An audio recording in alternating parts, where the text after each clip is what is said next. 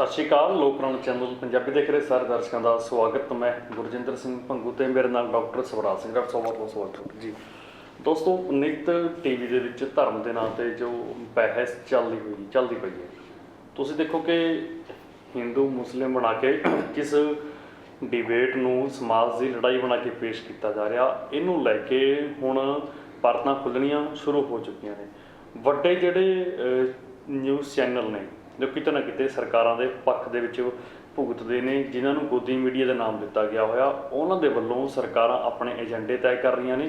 ਲਗਾਤਾਰ ਸਮਾਜ ਦੇ ਵਿੱਚ ਧਰਮਾਂ ਜਾਤਾਂ ਪਾਤਾਂ ਦਾ ਜੋ ਇੱਕ ਡਿਸਪਿਊਟ ਹੈ ਉਹ ਖੜਾ ਕੀਤਾ ਜਾ ਰਿਹਾ। ਦੂਜੇ ਪਾਸੇ ਉਹ ਮੇਨ ਸਟ੍ਰੀਮ ਮੀਡੀਆ ਦੇ ਵਿੱਚ ਉਹ ਨਿਊਜ਼ ਚੈਨਲ ਵੀ ਹੈਗੇ ਨੇ ਜਿਹੜਾ ਇਸ ਸਭ ਕਾਸੇ ਜੋ ਵਰਤਾਰਾ ਇਹ ਵਾਪਰ ਰਿਹਾ, ਇਸ ਵਰਤਾਰੇ ਨੂੰ ਲੋਕਾਂ ਸਾਹਮਣੇ ਉਹ ਪੇਸ਼ ਕਰ ਰਹੇ ਨੇ। ਪਰ ਕਿਤੇ ਨਾ ਕਿਤੇ ਇਹ ਮਾਰੂ ਸਾਬਤ ਹੋਣਗੇ ਜੋ ਜਿਹੜੇ ਫੈਸਲਿਆਂ 'ਤੇ ਆਹ ਕਾਰਪੋਰੇਟ ਹਾਊਸ ਚੱਲੇ ਹੋਏ ਨੇ ਕਿ ਸਰਕਾਰਾਂ ਨੂੰ ਆਪਣੇ ਗਲਵੇ ਦੇ ਵਿੱਚ ਲੈ ਕੇ ਲੋਕਾਂ ਨੂੰ ਜਾਤਾਂ ਪਾਤਾਂ ਧਰਮਾਂ ਦੇ ਨਾਂ 'ਤੇ ਵੰਡ ਕੇ ਅਸੀਂ ਪੂਰੇ ਦੇਸ਼ ਦੇ ਉੱਤੇ ਕਾਬਜ਼ ਹੋ ਜਾਈਏ। ਪਰ ਇਹਦੇ ਨਾਲ ਸੁਹਿਰਦਤਾ ਦੇ ਨਾਲ ਸਾਡੇ ਦਰਸ਼ਕਾਂ ਨੂੰ ਵੀ ਸੋਚਣ ਦੀ ਲੋੜ ਹੈ ਕਿ ਜੋ ਸਾਡੇ ਅੱਗੇ ਮੀਡੀਆ ਜ਼ਰੀਏ ਪਰੋਸਿਆ ਜਾ ਰਿਹਾ ਕਿ ਸਾਨੂੰ ਇਹਦੀ ਲੋੜ ਹੈ, ਜੇਕਰ ਸਾਨੂੰ ਲੋੜ ਨਹੀਂ ਤਾਂ ਵਾਰ-ਵਾਰ ਸਾਡੇ ਸਾਹਮਣੇ ਆਹ ਦ੍ਰਿਸ਼ ਪੇਸ਼ ਕਿਉਂ ਹੁੰਦੇ ਨੇ। ਇਸੇ ਮਸਲੇ 'ਤੇ ਡਾਕਟਰ ਸਾਹਿਬ ਨਾਲ ਗੱਲਬਾਤ ਕਰਾਂਗੇ। ਡਾਕਟਰ ਸਾਹਿਬ, ਐਂ ਲੱਗਦਾ ਕਿ ਦੇਸ਼ ਦੇ ਵਿੱਚੋਂ ਮੁੱਦੇ ਸਾਰੇ ਖਤਮ ਹੋ ਗਏ, ਹਿੰਦੂ ਮੁਸਲਿਮ ਸਿੱਖ ਇੱਕੋ ਮੁੱਦਾ ਬਚਿਆ ਹੋਇਆ ਜਿਹਦੇ 'ਤੇ ਸ਼ਾਮ ਨੂੰ ਨਿੱਤ ਪ੍ਰਾਈਮ ਟਾਈਮ ਤੱਕ ਭੀੜਾਂ ਜੁੜਦੀਆਂ ਨੇ ਅਤੇ ਇਸ ਮਸਲੇ 'ਤੇ ਵਿਚਾਰ ਚਰਚਾ ਕਰਦੀਆਂ ਨੇ। ਦੇਖੋ, ਇੱਕ ਜਿਹੜੇ ਸਾਡੇ ਜਦੋਂ ਦਾ ਆਜ਼ਾਦੀ ਮਿਲੀ ਆ ਜਦੋਂ ਉਸ ਤੋਂ ਮਤਲਬ ਅਸੀਂ ਦੋ ਬੁਨਿਆਦੀ ਜਿਹੜੇ ਸਿਧਾਂਤਾਂ 'ਤੇ ਚੱਲ ਰਹੇ ਸੀਗੇ। ਵੀ ਇੱਕ ਆਪਣਾ ਵਿਦੇਸ਼ ਨੀਤੀ ਸੀਗੀ ਵੀ ਨੌਨ ਅਲਾਈਨਮੈਂਟ ਦੀ ਜੀ, ਗੁੱਟਾਂ ਤੋਂ ਨਿਰਲੇਪ ਰਹਿਣ ਦੀ।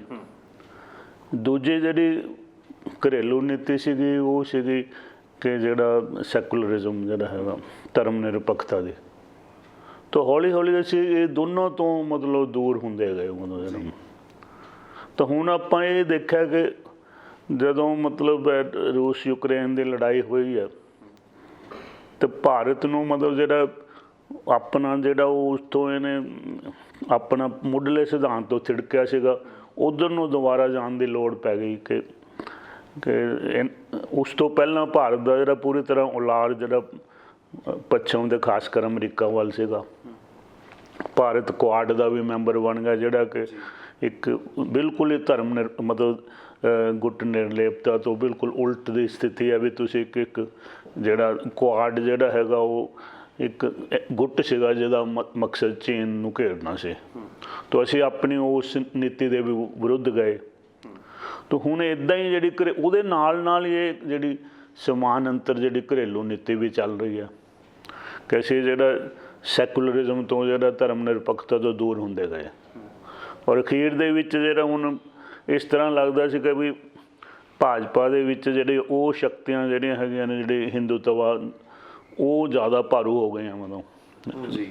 ਤਾਂ ਜਿਹੜੀਆਂ ਕੁਛ ਜਿਹੜੇ ਮਤਲਬ ਸੀਗੇ ਜਿਹੜੇ ਸੈਕੂਲਰਿਜ਼ਮ ਦੇ ਹੱਕ 'ਚ ਉਹ ਹੌਲੀ ਹੌਲੀ ਕਮਜ਼ੋਰ ਹੁੰਦੇ ਗਏ।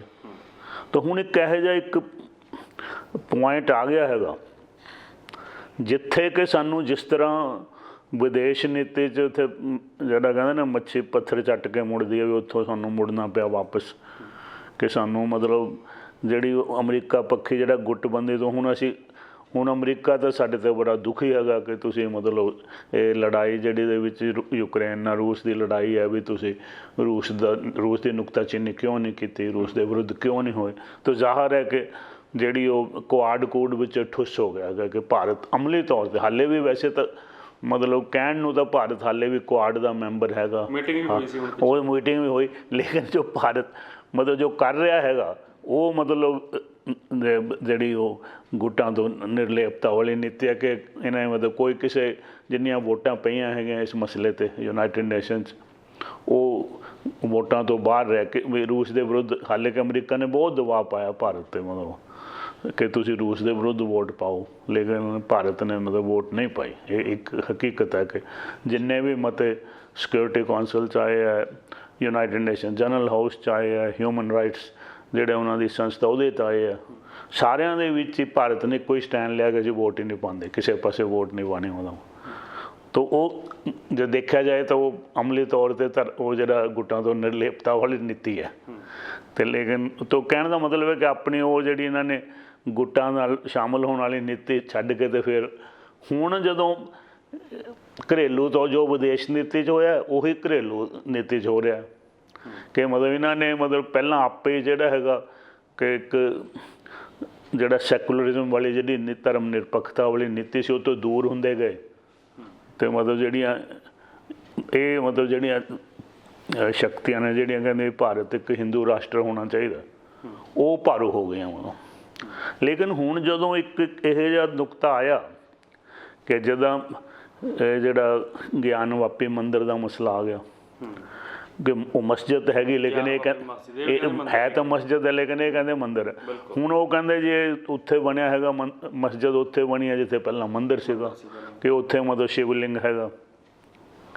ਹੁਣ ਇਹ ਮਤਲਬ ਜਿਹੜੀ ਸੱਚਾਈ ਕਿਸ ਤੋਂ ਛੁਪੀ ਨਹੀਂ ਹੈਗੀ ਵੀ ਆਖਰ ਪਹਿਲਾਂ ਤਾਂ ਇੱਥੇ ਮਤਲਬ ਸਾਰਾ ਮਤਲਬ ਹਿੰਦੂਆਂ ਦੀ ਬਹੁ ਗਿਣਤੀ ਦਾ ਦੇਸ਼ ਹੈ, ਜ਼ਿਆਦਾ ਮੰਦਿਰ ਹੀ ਸੀਗੇ। ਹੁਣ ਜਦੋਂ ਮੁਸਲਮਾਨਾਂ ਨੇ ਹਮਲਾ ਕੀਤਾ ਉਹਨਾਂ ਨੇ ਮੰਦਿਰ ਤੋੜ ਕੇ ਮਸਜਿਦਾਂ ਬਣਾ ਲਈਆਂ। ਇਹ ਕੋਈ ਗੱਲ ਕਿਸੇ ਤੋਂ ਛੁਪੀ ਤਾਂ ਹੈ ਨਹੀਂ। ਇਹ ਤਾਂ ਮਤਲਬ ਸਾਡਾ ਇਤਿਹਾਸ ਇਸ ਦਾ ਗਵਾਹੀ ਦੇ ਰਿਹਾ ਵੀ ਇਹ ਵਾਪਰਿਆ ਹੈ, ਇਹ ਵਰਤਾਰਾ ਹੋਇਆ। ਹੁਣ ਸਵਾਲ ਇਹ ਹੈਗਾ ਕਿ ਮਤਲਬ ਕਿਸੇ ਵੇਲੇ ਫਿਰ ਉਹਦੇ ਪਤਾ ਨਹੀਂ ਕਈ ਜਿਹੜੀ ਜ਼ਮੀਨਾਂ ਉਹ ਵੀ ਬਦਲਦੇ ਮਲਕੀਅਤਾਂ ਬਦਲਦੇ ਰਹਿੰਦੀਆਂ ਨੇ। ਇਹ ਵੀ ਅਸੀਂ ਦੇਖਿਆ ਕਿ ਆਖਰ ਜਦੋਂ ਜ਼ਮੀਨ ਦੇ ਡਿਸਪਿਊਟ ਹੁੰਦੇ ਆ ਹੈ ਜੀ ਤਾਂ ਕਿਹੜੀ ਚੀਜ਼ ਨਾਲ ਮਤਲਬ ਜਿਹੜਾ ਜ਼ਮੀਨ ਦਾ ਜਿਹੜੇ ਝਗੜੇ ਹੱਲ ਹੁੰਦੇ ਆ ਤਾਂ ਅਸੀਂ ਵੀ ਜ਼ਮੀਨਾਂ ਦਾ ਵੀ ਸਾਨੂੰ ਤਜਰਬਾ ਵੀ ਮੁੱਖ ਤੌਰ 'ਤੇ ਇਹ ਹੁੰਦਾ ਵੀ ਜ਼ਮੀਨ ਕਬਜ਼ਾ ਕਿਹਦਾ ਹੈਗਾ ਹੈ ਜੀ। ਤਾਂ ਜ਼ਿਆਦਾ ਜਿੰਨੇ ਵੀ ਹੈ ਜਦੋਂ ਵੀ ਫੈਸਲਾ ਦੇਣਾ ਹੁੰਦਾ ਵੀ ਕਿ ਜ਼ਮੀਨ ਗਈ ਤਾਂ ਇਹ ਦੇਖੋ ਕਿੰਨੀ ਦੇਰ ਤੋਂ ਨਿਰੰਤਰ ਕਿਸੇ ਦਾ ਕਬਜ਼ਾ ਉਸ ਜ਼ਮੀਨ 'ਤੇ ਚੱਲਿਆ ਆ ਰਿਹਾ ਹੈ ਜੀ। ਤਾਂ ਹੁਣ ਇਹ ਠੀਕ ਹੈ ਵੀ ਕਿਸੇ ਵੇਲੇ ਹੁਣ ਜ਼ਮੀਨ ਦਾ ਤੁਸੀਂ ਇਤਿਹਾਸ ਦੇਖੋ ਵੀ ਕੌਣ ਕਾਬਜ਼ ਸੀ। 1000 ਸਾਲ ਪਹਿਲਾਂ ਕੌਣ ਮਾਲਕ ਸੀਗਾ, 500 ਸਾਲ ਪਹਿਲਾਂ ਕਿਹੜੇ 100 ਸਾਲ ਪਹਿਲਾਂ ਮਾਲਕ ਸੀ। ਗੱਲ ਤਾਂ ਹੈਗਾ ਨਾ ਕਿ ਜਿਹੜਾ ਮੌਜੂਦਾ ਮਾਲਕ ਕੌਣ ਹੈ ਉਹ ਕਿੰਨੀ ਦੇਰ ਤੋਂ ਮਾਲਕ ਹੈ। ਇਹ ਤਕਰੀਬਨ ਅਦਾਲਤ ਇਹ ਚੀਜ਼ 'ਤੇ ਫੈਸਲਾ ਦਿੰਦੀ ਹੈ ਇਸ ਆਧਾਰ 'ਤੇ। ਹੁਣ ਇਹੀ ਜਿਹੜਾ ਇੱਕ ਅਸੀਂ ਜਿਹੜਾ ਇੱਥੇ ਵੀ ਭਾਰਤੀ ਕਾਨੂੰਨ ਵੀ ਇਹੀ ਕਹਿ ਰਿਹਾ ਕਿ 1947 'ਚ ਜੋ ਸਥਿਤੀ ਸੀਗੀ 1947 'ਚ ਉਸ ਨੂੰ ਬਰਕਰਾਰ ਰੱਖਿਆ ਜਾਏ। ਜੇ ਕੋਈ 1947 'ਚ ਮਸਜਿਦ ਸੀਗੀ ਤਾਂ ਮਸਜਿਦ ਰਵੇ, ਜੇ ਕੋਈ ਮੰਦਿਰ ਸੀਗਾ ਤਾਂ ਮੰਦਿਰ ਰਵੇ, ਜੇ ਕੋਈ ਗੁਰਦੁਆਰਾ ਜਾਂ ਜੋ ਵੀ ਹੈਗਾ ਮਤਲਬ ਭਾਰਤੀ ਜਿਹੜਾ ਇਹ ਹੁਣ ਸਾਡਾ ਜਿਹੜਾ ਕਾਨੂੰਨ ਇਹ ਕਹਿ ਰਿਹਾ ਹੈਗਾ ਕਿ 1947 ਨੂੰ ਜਦੋਂ ਦੇਸ਼ ਆਜ਼ਾਦ ਹੋਇਆ ਜੋ ਸਥਿਤੀ ਸੀਗੀ ਉਸ ਤੋਂ ਪਹਿਲਾਂ ਕੀ ਸੀਗਾ 500 ਸਾਲ ਪਹਿਲਾਂ ਸੀ ਔਰੰਗਜ਼ੇਬ ਦੇ ਟਾਈਮ 'ਤੇ ਕੀ ਸੀਗਾ ਕੌਣ ਉਹ ਨਹੀਂ ਬਲਕਿ ਅਸੀਂ 1947 'ਚ ਦੇਖਣਾ ਵੀ ਕੌਣ ਉਸ ਵੇਲੇ ਉਹਦੀ ਕੀ ਸਥਿਤੀ ਸੀ ਅਤੇ ਉਹ ਬਰਕਰਾਰ ਰੱਖੀ ਜਾਏਗੀ। ਹੁਣ ਇਸ 'ਤੇ ਜੇ ਅਸੀਂ ਦੇਖਾਂਗੇ ਕਿ ਜਿਹੜਾ ਇਹ ਮਸਲਾ ਉੱਠਿਆ ਹੈਗਾ ਗਿਆਨ ਵਾਪੀ ਮਸਜਿਦ ਦਾ ਤਾਂ ਜੇ ਤਾਂ ਆਪਾਂ ਉਸ ਕਾਨੂੰਨ ਦੇ ਹਿਸਾਬ ਨਾਲ ਦੇਖੀਏ ਤਾਂ ਫਿਰ ਉਹ ਮਸਲਾ ਬਣਦਾ ਹੀ ਨਹੀਂ ਕਿ ਉਹ 1947 ਤੋਂ ਤਾਂ ਲਗਾਤਾਰ ਮਸਜਿਦ ਹੈ। ਤਾਂ ਇੱਦਾਂ ਇਕੱਲੀ ਉਹ ਨਹੀਂ ਹੈਗੀ, ਬਹੁਤ ਸਾਰੀਆਂ ਮਸਜਿਦਾਂ ਜਿਹੜੀਆਂ ਜਿਵੇਂ ਅਸੀਂ ਕਹਿ ਕੇ ਹਕੀਕਤ ਹੈ ਕਿ ਮਤਲਬ ਮੁਸਲਮਾਨਾਂ ਦਾ ਰਾਜ ਸੀ, ਉਹਨਾਂ ਨੇ ਬਹੁਤ ਸਾਰੀਆਂ ਮਸਜਿਦਾਂ ਢਾਹ ਕੇ ਮੰਦਿਰ ਢਾਹ ਕੇ ਮਸਜਿਦਾਂ ਬਣਾ ਦਿੱਤੀਆਂ। ਹੁਣ ਕੀ ਅਸੀਂ ਇਤਿਹਾਸ 'ਚ ਵਾਪਸ ਜਾ ਸਕਦੇ ਹਾਂ 500 ਸਾਲ ਮਤਲਬ ਇੱਦਾਂ ਹੀ ਇੱਕ ਜਦੋਂ ਬੁੱਧ ਦਾ ਰਾਜ ਆਇਆ ਮਤਲਬ ਬੁੱਧਿਸਟਾਂ ਦਾ ਰਾਜ ਆਇਆ ਮਤਲਬ ਜਦੋਂ ਅਸ਼ੋਕ ਦਾ ਰਾਜ ਸੀ ਅਤੇ ਰਾਜਾ ਜਿਹੜਾ ਬੁੱਧ ਬਣ ਗਿਆ ਅਤੇ ਉਹਨੇ ਬੁੱਧਾਂ ਦੇ ਬੜੇ ਮੱਠ ਬਣਾਏ ਦੂਸਰੇ ਤੀਸਰੇ। ਅਤੇ ਹੁਣ ਕਈ ਉਹਨਾਂ 'ਚੋਂ ਜਿਹੜੇ ਮੱਠ ਜਿਹੜੇ ਖਤਮ ਕਰਕੇ ਦੁਬਾਰਾ ਮਤਲਬ ਉਹਨਾਂ ਦਾ ਬਦਲ ਗਿਆ, ਉਹ ਹਿੰਦੂਆਂ ਦੇ ਤੀਰਥ ਸਥਾਨ ਬਣ ਗਏ। ਹੁਣ ਕੀ ਮਤਲਬ ਅਸੀਂ ਇਹ ਕਹੀਏ ਕਿ ਕਿਉਂਕਿ ਕਿਸ ਵੇਲੇ ਬੁੱਧਾਂ ਦੇ ਸੀਗੇ ਤਾਂ ਉਹਨਾਂ ਨੂੰ ਬੁੱਧਾਂ ਨੂੰ ਵਾਪਸ ਦੇ ਦਿਓ। ਮਤਲਬ ਇਹ ਵੀ ਇੱਕ ਵਰਤਾਰਾ ਵਾਪਰਿਆ ਹਿੰਦੁਸਤਾਨ 'ਚ ਕਿ ਬੁੱਧਿਜ਼ਮ ਰਾਜਾ ਬੁੱਧ ਜਦੋਂ ਬੁੱਧਾਂ ਦਾ ਰਾਜ ਸੀਗਾ ਸਾਰਾ ਦੇਸ਼ ਜਦ ਰਾਜਾ ਬੁੱਧ ਸੀ ਅਸ਼ੋਕ ਅਤੇ ਸਾਰੇ ਮਤਲਬ ਬੁੱਧ ਧਰਮ ਪ੍ਰਵੱਲ ਸਟੇਟ ਦਾ ਧਰਮ ਸੀਗਾ। ਲੇਕਿਨ ਫਿਰ ਉਸ ਤੋਂ ਬਾਅਦ ਜਿਹੜਾ ਹੈਗਾ ਜਦ ਰਾਜੇ ਹੀ ਨਾ ਬੁੱਧ ਹੀ ਰਹੇ ਅਤੇ ਬੁੱਧ ਲੋਕ ਵੀ ਮਤਲਬ ਬੁੱਧ ਧਰਮ ਦਾ ਜਿਹੜਾ ਇਨਫਲੂਐਂਸ ਸੀਗਾ ਜੋ ਹਿੰਦੁਸਤਾਨ 'ਚ ਉਹ ਘੱਟ ਗਿਆ। ਪਰ ਹੁਣ ਅਸੀਂ ਕਦੀ ਇਹ ਮਸਲਾ ਨਹੀਂ ਚੱਕਿਆ ਵੀ ਜਿਹੜੇ ਬੁੱਧ ਧਰਮ ਦੇ ਹੁਣ ਜੋ ਤੁਸੀਂ ਇੱਥੇ ਵੀ ਤੁਸੀਂ ਜਾਓ ਆਪਣੇ ਪੰਜਾਬ ਦੇ ਵਿੱਚ ਹੀ ਆਪਣਾ ਜਿਸ ਜਗ੍ਹਾ 'ਤੇ ਬੈਠੇ ਹਾਂ ਚਲੋ ਇੱਥੋਂ ਮੇਰੇ ਖਿਆਲ 40-50 ਮੀਲ ਹੋਏਗਾ ਮਤਲਬ ਵੱਧ ਤੋਂ ਵੱਧ ਸੰਘੋਲ ਕਿੰਨੀ ਦੂਰ ਹੈ ਇੱਥੋਂ ਹਾਂ ਬਿਲਕੁਲ ਨੇੜੇ। ਹਾਂ ਕੋਈ ਇੰਨਾ ਜ਼ਿਆਦਾ ਦੂਰ ਨਹੀਂ ਹੈਗਾ ਵੀ ਸਰਹੰਦ ਤੋਂ ਮੋਗਾ ਮਤਲਬ ਮੋਰਿੰਡਾ ਤੇ ਮੋਰਿੰਡੇ ਤੋਂ ਅੱਗੇ ਸੰਘੋਲ ਆ ਜਾਂਦਾ ਹੈ। 1.5 ਘੰਟੇ ਦਾ ਹਾਂ ਤਾਂ ਸੰਘੋਲ ਮਤਲਬ ਉੱਥੇ ਬੁੱਧ ਮਤਲਬ ਉਹ ਸਾਰਾ ਜਿਹੜਾ ਹੁਣ ਆਪਾਂ ਉਹ ਦੇਖਿਆ ਕਿ ਉੱਥੇ ਮਤਲਬ ਬੁੱਧਿਸਟ ਸੀਗੇ, ਜਿਹੜਾ ਮੱਠ ਸੀਗਾ ਉੱਥੇ ਮਤਲਬ। ਤਾਂ ਹੁਣ ਆਪਾਂ ਇਹ ਕਹਦੇ ਕਿ ਹੁਣ ਇੱਥੇ ਹੁਣ ਲੇਕਿਨ ਉਹ ਮੌਜੂਦਾ ਮਤਲਬ ਉਹਦੀ ਕੀ ਸਥਿਤੀ ਹੈਗੀ ਉੱਥੇ ਬੁੱਧਿਜ਼ਮ ਨਾਲ ਉਹਦਾ ਕੀ ਲੈਣਾ ਦੇਣਾ ਹੈਗਾ ਕਿ ਉਹ ਮਤਲਬ ਜਿਹੜਾ ਹੈਗਾ ਉੱਥੇ ਇੱਕ ਮਿਊਜ਼ੀਅਮ ਜ਼ਰੂਰ ਬਣਿਆ ਹੈਗਾ ਉਸ ਜਗ੍ਹਾ ਸੰਘੋਲ ਦੇ ਵਿੱਚ ਜਿਹੜੇ ਪੁਰਾਣੇ ਉਸ ਤੋਂ ਬੁੱਧ ਤੋਂ ਪਹਿਲਾਂ ਦੇ ਵੀ ਜਿਹੜੇ ਦਰਾਵੜਿਆਂ ਦੀ ਜਿਹੜੀ ਸਿੰਧ ਘਾਟੀ ਦੀ ਸੱਭਿਅਤਾ ਦੇ ਉੱਥੋਂ ਦੇ ਵੀ ਜਿਹੜੇ ਉਹ ਨਿਸ਼ਾਨ ਉੱਥੇ ਉਹ ਜਿਹੜੇ ਗਹਿਣੇ ਪਏ ਨੇ, ਹੋਰ ਮੂਰਤੀਆਂ ਪਈਆਂ ਨੇ ਹੋਰ ਉੱਥੇ ਤਾਂ ਮਤਲਬ ਇੱਕ ਚੀਜ਼ ਜਿਹੜੀ ਇਤਿਹਾਸਿਕ ਜਿਹੜੀ ਪ੍ਰਕਿਰਿਆ ਹੈ, ਇਤਿਹਾਸਿਕ ਵਰਤਾਰਾ ਹੈ, ਇਤਿਹਾਸਿਕ ਸੱਚਾਈਆਂ ਨੇ। ਇੱਕ ਜਿਹੜੀ ਹੁੰਦੀ ਹੈ ਕਿ ਅਸਲ ਦੇ ਵਿੱਚ ਮੌਜੂਦਾ ਸਥਿਤੀ ਕੀ ਹੈਗੀ ਆ ਹਾਂਜੀ। ਤੋ ਇਹ ਹੁਣ ਸਿੰਧ ਘਾਟੀ ਦੀ ਸੱਭਿਅਤਾ ਤਾਂ ਰਹੀ ਨਹੀਂ। ਹੁਣ ਬੁੱਧ ਧਰਮ ਦਾ ਇਸ ਕਿਸੇ ਵੇਲੇ ਬੜਾ ਜ਼ੋਰ ਸੀ ਇੱਥੇ ਇਸ ਏਰੀਏ 'ਚ, ਜਿਹੜਾ ਬੁੱਧਾਂ ਦੀਆਂ ਬੜੀਆਂ ਵੱਡੀਆਂ ਬੁੱਧ ਧਰਮ ਦੀਆਂ ਇੱਥੇ ਕਾਨਫਰੰਸਾਂ ਹੋਈਆਂ ਨੇ, ਇਸ ਜਗ੍ਹਾ ਇਕੱਠ ਹੋਏ ਨੇ ਉਹਨਾਂ ਦੇ, ਬਹੁਤ ਵੱਡੇ ਇਤਿਹਾਸਕ ਇਕੱਠ ਹੋਏ ਨੇ। ਅਤੇ ਅੱਜ ਪੰਜਾਬ 'ਚ ਕਿੰਨਾ ਕਸਰ ਹੈ ਬੁੱਧ ਧਰਮ ਦਾ। ਬਿਲਕੁਲ। ਤੋ ਮੇਰਾ ਮਤਲਬ ਇਤਿਹਾਸ ਦੇ ਨਾਲ ਇਹ ਗੱਲਾਂ ਬਦਲਦੀਆਂ ਰਹਿੰਦੀਆਂ। ਇਹ ਮਸਲਾ ਜਿਹੜਾ ਹੈਗਾ, ਇਹ ਮਸਲੇ ਜਦੋਂ ਇਹਨਾਂ ਨੇ ਉਠਾਇਆ ਤਾਂ ਇਹਦਾ ਐਂਡ ਇਹੀ ਨਿਕਲਣਾ ਸੀ ਜੋ ਨਿਕਲਿਆ। ਅਖੀਰ 'ਚ ਕੀ ਹੋਇਆ ਹੁਣ ਦੇਖੋ ਨਾ, ਜਿੱਦਾਂ ਮੈਂ ਕਹਿੰਦਾ ਮੱਛੀ ਪੱਥਰ ਚੱਟ ਕੇ ਮੁੜਦੀ ਹੈ। ਹੁਣ ਜਦੋਂ ਠੀਕ ਹੈ ਵੀ ਹਿੰਦੁਸਤਾਨ ਦੇ ਵਿੱਚ ਮੁਸਲਮਾਨ ਘੱਟ ਗਿਣਤੀ ਹੈ, ਪਰ ਜਦੋਂ ਆਪਾਂ ਸਮੁੱਚੇ ਵਿਸ਼ਵ 'ਚ ਦੇਖਦੇ ਹਾਂ ਤਾਂ ਇਸਲਾਮ ਬਹੁਤ ਵੱਡਾ ਧਰਮ ਹੈ। ਤਾਂ ਉਹਨਾਂ ਦੇ 57 ਦੇਸ਼ ਤਾਂ ਜਿਹੜੀ ਆਰਗੇਨਾਈਜੇਸ਼ਨ ਆਫ ਇਸਲਾਮਿਕ ਕੰਟਰੀਜ਼ ਹੈ। ਹਾਂ ਦੂਜਾ ਮਤਲਬ ਉਹ ਫਿਰ ਇੱਕ ਫਰਕ ਹੈਗਾ ਕ੍ਰਿਸਚਨ ਨਾਲੋਂ ਕਿ ਕ੍ਰਿਸਚੈਨਿਟੀ ਜਿਹੜੀ ਹੈਗੀ ਉਹ ਵੱਖ ਵਰਗਾਂ 'ਚ ਵੰਡੀ ਹੈ। ਵੀ ਇਸਲਾਮ ਵੀ ਹੈਗਾ ਲੇਕਿਨ ਵੰਡਿਆ ਹੋਇਆ ਕਿ ਸ਼ੀਆ ਅਤੇ ਸੁੰਨੀ ਦੇ ਵਿੱਚ, ਲੇਕਿਨ ਬਹੁਤ ਥੋੜ੍ਹੇ ਆ ਸ਼ੀਆ ਮੁਸਲਮਾਨ, ਜ਼ਿਆਦਾ ਮੈਜੋਰਟੀ ਬਹੁਤ ਵੱਡੀ ਮੈਜੋਰਟੀ ਜਿਹੜੀ ਹੈ। ਕ੍ਰਿਸਚੈਨਿਟੀ ਤਾਂ ਜਿਹੜੀ ਹੈ ਰੋਮਨ ਕੈਥੋਲਿਕ 50% ਹੈ, ਦੂਜੇ 50% ਹੈ, ਲਗਭਗ ਬਰਾਬਰ ਦੀ ਵੰਡੀ ਹੋਈ ਹੈ। ਲੇਕਿਨ ਇਸਲਾਮ ਦੇ ਵਿੱਚ ਤਾਂ ਜਿਹੜਾ ਮਤਲਬ ਸ਼ੀਆ ਜਿਹੜੇ ਬਹੁਤ ਥੋੜ੍ਹੇ ਆ, ਵੱਡੀ ਬਹੁ ਗਿਣਤੀ ਜਿਹੜੀ ਮੁਸਲਮਾਨਾਂ ਦੀ ਦੁਨੀਆ ਹੈਗੀ ਹੈ ਉਹ ਮਤਲਬ ਜਿਹੜੀ ਸੁੰਨੀ ਹੈ। ਸੁੰਨੀ ਬਹੁ ਗਿਣਤੀ 80% ਤੋਂ ਜ਼ਿਆਦਾ ਉਹੀ ਨੇ। ਤਾਂ ਮੇਰਾ ਕਹਿਣ ਦਾ ਮਤਲਬ ਵੀ ਉਹਨਾਂ ਦੀ ਜਿਹੜੀ ਇੱਕ ਜਦੋਂ ਤੁਸੀਂ ਮਤਲਬ ਇੱਕ ਵਰਗ ਇੱਕੋ ਹੀ ਵਰਗ ਦੇ ਹੈਗੇ ਤਾਂ ਉਹਦੇ 'ਚ ਤੁਹਾਡੀ ਸ਼ਕਤੀ ਹੋਰ ਜ਼ਿਆਦਾ ਹੈ। ਵੀ ਉਹਨਾਂ ਇੱਕ ਤਾਂ ਮੁਸਲਮਾਨ ਇੰਨੇ ਜ਼ਿਆਦਾ ਨੇ, ਇੰਨੇ ਘੱਟ ਵੰਡੇ ਹੋਏ ਨੇ ਵੀ ਉਹਨਾਂ ਦੀ ਇੱਕ ਜਿਹੜਾ ਜਿਹੜੇ ਸੁੰਨੀ ਮੁਸਲਮਾਨ ਬਹੁ ਗਿਣਤੀ ਮੁਸਲਮਾਨ ਉਹ ਜ਼ਿਆਦਾ ਬਹੁ ਗਿਣਤੀ 'ਚ ਬੜੀ ਵੱਡੀ ਬਹੁ ਗਿਣਤੀ। ਈਰਾਨ, ਸੀਰੀਆ ਜਾਂ 2-3 ਕੰਟਰੀ ਮਤਲਬ ਇੱਦਾਂ ਦੇ ਛੱਡ ਕੇ ਜ਼ਿਆਦਾ ਜਿਹੜੇ ਨੇ ਉਹ ਸੁੰਨੀ ਨੇ।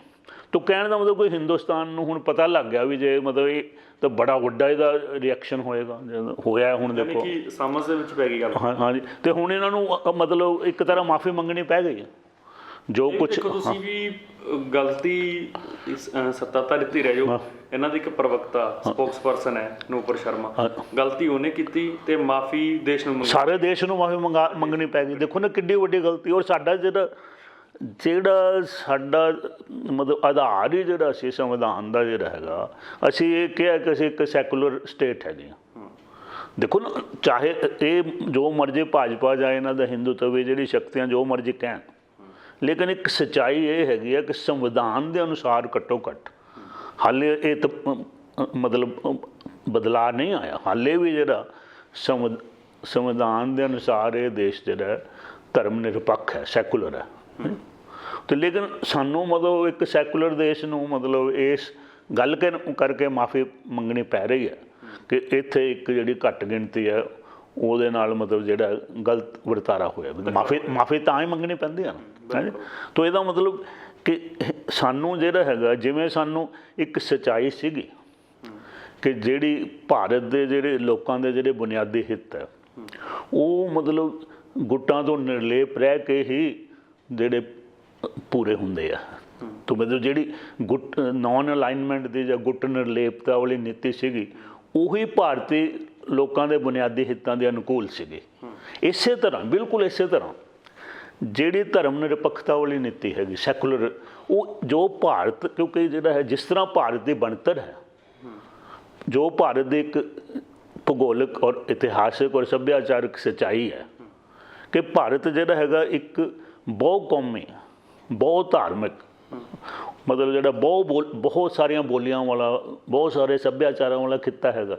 ਇੱਥੇ ਨਾ ਤਾਂ ਇੱਕ ਪੂਰੀ ਤਰ੍ਹਾਂ ਇੱਕ ਧਰਮ ਹੈ, ਨਾ ਇੱਕ ਪੂਰੀ ਤਰ੍ਹਾਂ ਬੋਲੀ ਹੈ, ਨਾ ਮਤਲਬ ਵੱਖ-ਵੱਖ ਕੌਮਾਂ ਨੇ ਅਸਲ ਦੇ ਵਿੱਚ ਵੱਖ-ਵੱਖ ਸੱਭਿਆਚਾਰ ਨੇ, ਵੱਖ-ਵੱਖ ਸੱਭਿਆਚਾਰਕ ਇਕਾਈਆਂ ਨੇ। ਤੋ ਇੱਕ ਬਹੁਤ ਕੌਮੀ ਬਹੁਤ ਧਰਮੀ ਮੁਲਕ ਹੈ। ਤੋ ਇਹੋ ਜਿਹੇ ਮੁਲਕ ਦੇ ਵਿੱਚ ਜਿਹੜਾ ਹੈਗਾ ਹੁਣ ਇਹ ਜੇ ਆਪਾਂ ਹਿੰਦੂ ਹੀ ਕਹਿ ਲੈਂਦੇ ਹਾਂ ਤੇ ਹਿੰਦੂਆਂ ਦੇ ਵਿੱਚ ਵੀ ਜਿਹੜਾ ਹੈਗਾ ਸਾਰੇ ਹਿੰਦੂ ਇੱਕ ਤਰ੍ਹਾਂ ਮਹਿਸੂਸ ਨਹੀਂ ਕਰਦੇ। ਮਤਲਬ ਜਿਹੜੇ ਹਿੰਦੂ ਧਰਮ ਦੇ ਵਿੱਚ ਅੱਗੋਂ ਜਿਹੜੇ ਹੈਗੇ ਜਿਹੜੇ ਮਤਲਬ ਤੁਸੀਂ ਦੇਖ ਲਓ ਜਿਹੜੇ ਬੰਗਾਲ ਦੇ ਵਿੱਚ ਮਮਤਾ ਬੈਨਰਜੀ ਦਾ ਰਾਜ ਆ, ਉਹਦੀ ਜਿਹੜੀ ਇਹਦੇ ਉੱਤੇ ਭਾਵਨਾ ਹੈਗੀ ਮਮਤਾ ਬੈਨਰਜੀ ਦੀ ਬੰਗਾਲ ਦੇ ਵਿੱਚ ਉਹ ਬਿਲਕੁਲ ਹੀ ਵੱਖਰੀ ਹੈਗੀ ਜੋ ਮਤਲਬ ਯੂਪੀ ਦੇ ਜਿਹੜੇ ਮਤਲਬ ਜੋ ਹੋ ਰਿਹਾ ਯੂਪੀ ਦੇ ਵਿੱਚ ਉਹ ਮਤਲਬ ਉਹ ਬਿਲਕੁਲ ਹੀ ਇਹ ਤਾਂ ਉਹਨਾਂ 'ਤੇ ਦੋਸ਼ ਲਾ ਰਹੇ ਵੀ ਮੁਸਲਮਾਨਾਂ ਦੇ ਨਾਲ ਚੱਲਦੀ ਹੈ। ਉਹ ਕਹਿੰਦੀ ਮੁਸਲਮਾਨਾਂ ਨੂੰ ਬੰਗਾਲ ਦੇ ਵਿੱਚ ਵੀ ਚੰਗੀ ਆਬਾਦੀ ਹੈ ਮੁਸਲਮਾਨਾਂ ਦੀ, ਲੇਕਿਨ ਉਹ ਮੁਸਲਮਾਨਾਂ ਨੂੰ ਨਾਲ ਰਲਾ ਕੇ ਚੱਲਣਾ ਚਾਹੁੰਦੀ ਆ।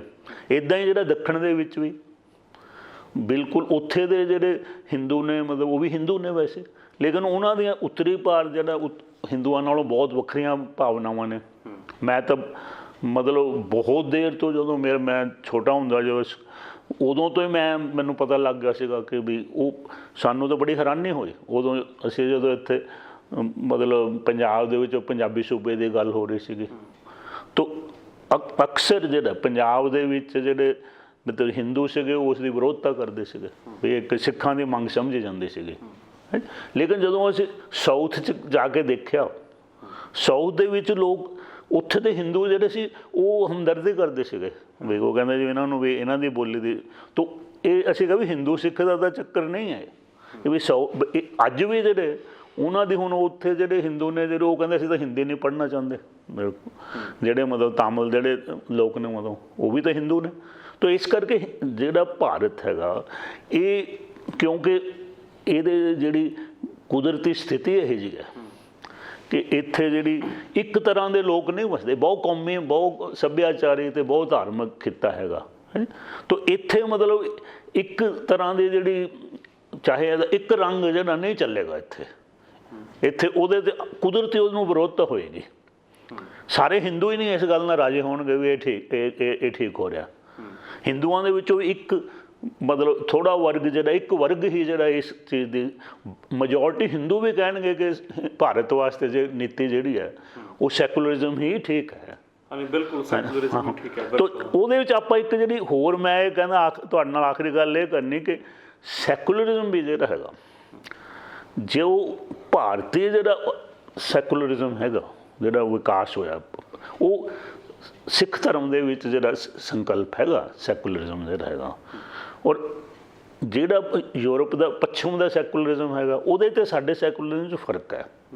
ਤੋ ਸੈਕੂਲਰਿਜ਼ਮ ਮੈਂ ਇਹਨੂੰ ਕਹਿੰਦਾ ਉਹਨਾਂ ਪੋਜ਼ੀਟਿਵ ਸੈਕੂਲਰਿਜ਼ਮ ਹੈ ਸਿੱਖ ਧਰਮ ਦਾ ਜਿਹੜਾ ਭਾਰਤੀ ਜਿਹੜਾ ਸੰਦਰਭ ਦੇ ਵਿੱਚ ਭਾਰਤੀ ਮਹਾਂਦੀਪ ਦੇ ਵਿੱਚ ਇੰਡੀਅਨ ਸਬ ਕੰਟੀਨੈਂਟ ਦੇ ਵਿੱਚ ਜਿਹੜਾ ਸੈਕੂਲਰਿਜ਼ਮ ਦਾ ਜਿਹੜਾ ਸੰਕਲਪ ਹੈ ਕਾਨਸੈਪਟ ਹੈਗਾ ਉਹ ਸਿੱਖ ਧਰਮ ਨੇ ਉਭਾਰਿਆ ਹੈਗਾ। ਅਖੀਰ ਦੇ ਵਿੱਚ ਜਾ ਕੇ ਸਿਖਰ ਉਹਦੀ ਜਿਹੜੀ ਹੈਗੀ ਆ ਅਤੇ ਉਹ ਪੋਜ਼ੀਟਿਵ ਜਿਹੜਾ ਹੈਗਾ ਹਾਂ ਪੱਖੀ ਹੈ। ਉੱਥੇ ਜਿਹੜਾ ਬਾਕੀ ਧਰਮਾਂ ਦਾ ਜਿਹੜਾ ਸਤਿਕਾਰ ਹੈ ਜਿਹੜਾ ਇਹ ਗੁਰੂ ਸਾਹਿਬ ਨੇ ਸਾਨੂੰ ਇਹ ਦੱਸਿਆ ਹੈਗਾ ਕੋਈ ਬੋਲੇ ਰਾਮ ਰਾਮ ਕੋਈ ਖੁਦਾ ਇਹ ਮਤਲਬ ਇਹ ਜਿਹੜਾ ਸ਼ਬਦ ਹੀ ਉਚਾਰਿਆ ਗੁਰੂ ਸਾਹਿਬ ਨੇ ਉਹਦੇ 'ਚ ਉਹਨਾਂ ਨੇ ਕਿਹਾ ਕਿ ਰੱਬ ਨੂੰ ਜਿਸ ਤਰ੍ਹਾਂ ਮਰਜ਼ੀ ਕੋਈ ਨਾਂ ਲੈ ਕੇ ਚਾਹੇ ਯਾਦ ਕਰੋ ਪਰਮਾਤਮਾ ਕੋਈ ਫਰਕ ਨਹੀਂ ਪੈਂਦਾ। ਉਹ ਕਹਿੰਦੇ ਜਿਹੇ ਤੋ ਲੇਕਿਨ ਜਿਹੜਾ ਪੱਛਮ ਦੇ ਵਿੱਚ ਜਿਹੜਾ ਸੈਕੂਲਰਿਜ਼ਮ ਹੈ ਉਹਦਾ ਇਤਿਹਾਸਿਕ ਵਿਕਾਸ ਵੱਖਰਾ ਹੈਗਾ।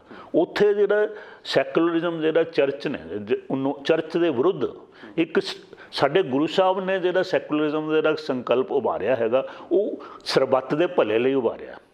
ਜਿਹੜਾ ਪੱਛਮ ਦੇ ਵਿੱਚ ਜਿਹੜਾ ਸੈਕੂਲਰਿਜ਼ਮ ਹੈ ਉਹ ਜਿਹੜੀਆਂ ਸ਼ਕਤੀਆਂ ਸੀਗੀਆਂ ਕੋਈ ਰਾਜ ਸ਼ਕਤੀ ਉਸ ਵੇਲੇ ਚਰਚ ਦੇ ਕੋਲ ਸੀਗੀ ਤੋ ਚਰਚ ਦੇ ਵਿਰੋਧਤਾ ਵਿੱਚ ਉੱਭਰਿਆ ਹੋਇਆ ਸੈਕੂਲਰਿਜ਼ਮ ਹੈ ਉਹ ਨੈਗੇਟਿਵ ਸੈਕੂਲਰਿਜ਼ਮ ਕਿਸੇ ਦੀ ਵਿਰੋਧਤਾ ਜੋ ਨਿਕਲਿਆ। ਸਾਡਾ ਜਿਹੜਾ ਹੈਗਾ ਗੁਰੂ ਸਾਹਿਬ ਦਾ ਸੈਕੂਲਰਿਜ਼ਮ ਹੈ ਇਹ ਕਿਸੇ ਦੀ ਵਿਰੋਧਤਾ ਨਹੀਂ ਇਹ ਸਾਰਿਆਂ ਦੇ ਭਲੇ ਲਈ ਹੈ। ਤੋ ਇਸ ਕਰਕੇ ਸਾਡੇ ਦਾ ਮਤਲਬ ਜਿਹੜਾ ਗੁਰੂ ਸਾਹਿਬ ਦਾ ਜਿਹੜਾ ਸੰਕਲਪ ਹੈਗਾ ਉਹ ਅਸਲ ਦੇ ਵਿੱਚ ਭਾਰਤੀ ਉਪ ਮਹਾਂਦੀਪ ਜਾਂ ਇੰਡੀਅਨ ਸਬ ਕੰਟੀਨੈਂਟ ਵਾਸਤੇ ਉਸ ਤੋਂ ਵਧੀਆ ਕੋਈ ਹੋਰ ਕਾਨਸੈਪਟ ਹੋ ਨਹੀਂ ਸਕਦਾ। ਤੋ ਅਖੀਰ ਦੇ ਵਿੱਚ ਸਾਡਾ ਹੀ ਜਿਹੜਾ ਗੁਰੂ ਸਾਹਿਬ ਦਾ ਦੱਸਿਆ ਹੋਇਆ ਜਿਹੜਾ ਹਾਂ ਪੱਖੀ ਧਰਮ ਨਿਰਪੱਖਤਾ ਜਾਂ ਹਾਂ ਪੋਜ਼ੀਟਿਵ ਸੈਕੂਲਰਿਜ਼ਮ ਹੈ ਉਹੀ ਇਸ ਦੇਸ਼ ਵਾਸਤੇ ਬਹੁਤ ਵਧੀਆ ਜਿਹੜਾ ਨੀਤੀ ਹੈਗੀ ਜੀ। ਡਾਕਟਰ ਸਾਹਿਬ ਬਹੁਤ ਬਹੁਤ ਸ਼ੁਕਰੀਆ ਵਿਚਾਰ ਰੱਖਣ ਦੇ ਲਈ। ਦੋਸਤੋ ਸਾਡੇ ਨਾਲ ਜੁੜੇ ਹੋਏ ਸੀ ਡਾਕਟਰ ਸਵਰਾਜ ਸਿੰਘ। ਤੁਸੀਂ ਬਣੇ ਰਹੋ ਤੁਹਾਡੇ ਆਪਣੇ ਚੈਨਲ ਲੋਕ ਰਾਮ ਚੈਨਲ ਪੰਜਾਬੀ ਦੇ। ਧੰਨਵਾਦ।